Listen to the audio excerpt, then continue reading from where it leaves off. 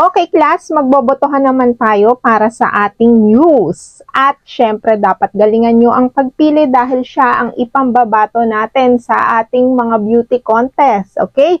So, start the nomination now. Ayan na, botohan na ng news natin. Kung sino kaya ang mananalo? Uy, huwag nyo naman ako iboto. Grabe naman kayo. Hindi ako handa. Paano kung manalo ako? Wala? Nakakahiya. Ilusyonada ka naman masyado, Violet. Dapat support na lang natin kung sino talaga yung deserve na manalo. Para dun sa mga tunay na magaganda, diba? Lalo na kung friend natin, edi supportahan natin, i-vote natin siya. Tama na nga yung mga ilusyon mo. Grabe naman, ilusyonada agad. Malay nyo, may bumuto sa akin. Tapos, ako ang mananalo. Hindi kaya ng heart ko. Kinikilig ka agad ako. Please lang, wag nyo na akong ibotong maging news. Kasi naman, simula na lang nung pumasok ako sa school, like yung mga nursery pa lang ako, until now, baka gawin nyo pa rin akong news. Parang nakakapagod na.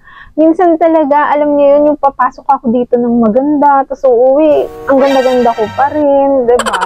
Parang, nakakapagod na. Tapos ngayon, boboto nyo na naman akong news. Huwag naman siguro na. Chance ko na to para ipahiya si Pinky. Ino-nominate ko siya dahil alam ko naman na ako pa rin ang mananalo. Tingnan natin. A few moments later. Ganito na lang. Iboboto ko si Pinky. Ha? Ako? Wait. Wag naman kayong mag-joke ng ganyan. At saka Dali, hindi naman ako talaga deserve maging news kasi alam mo na dapat, 'di ba? Palaayos yung mga muse, marunong at magaling mag-makeup. Hindi ako ganoon. Hindi ako marunong mag-makeup at saka hindi din ako maganda. Hindi. Pinky, chance mo na tong manalo siguro this time. Ikaw na ang magiging news natin. Palitan na natin si Dali. Matagal na siyang palaging news ng school.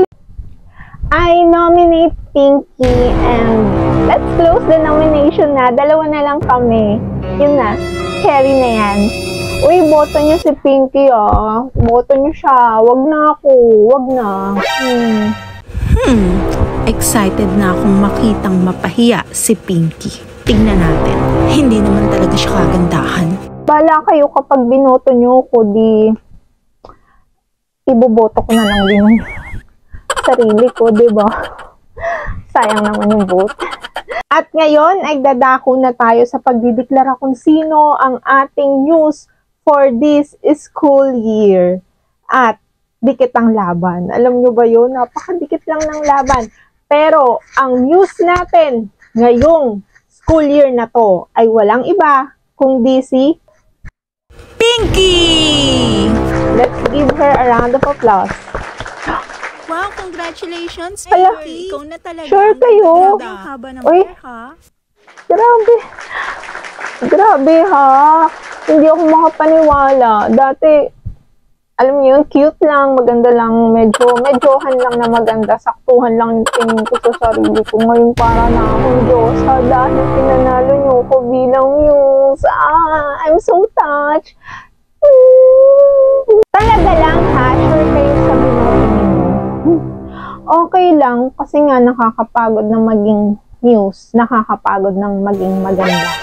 And congrats sa'yo, Pinky, kasi kung hindi dahil sa akin, hindi ka naman talaga mananalo. I mean, sa akin pa rin yung credit, kasi diba, ako yung nag-nominate sa'yo, at sinabihan ko lang naman sila na i-vote ka, kaya ka nanalo. Congrats ha, para sa akin. Paano yan? Ako na ang news. At nangangahulugan lang na ako ang pinaka maganda dito sa classroom natin. Kaya ako ang nanalo. Diba? Quiet mo na, class. Meron akong sasabihin sa inyo. Okay? Okay na ba ang lahat? Meron tayong bagong estudyante. Meron kayong bagong classmate. At sigurado akong magugustuhan nyo siya. At ipapakilala ko nga pala siya sa inyo ngayon. Teacher, pala si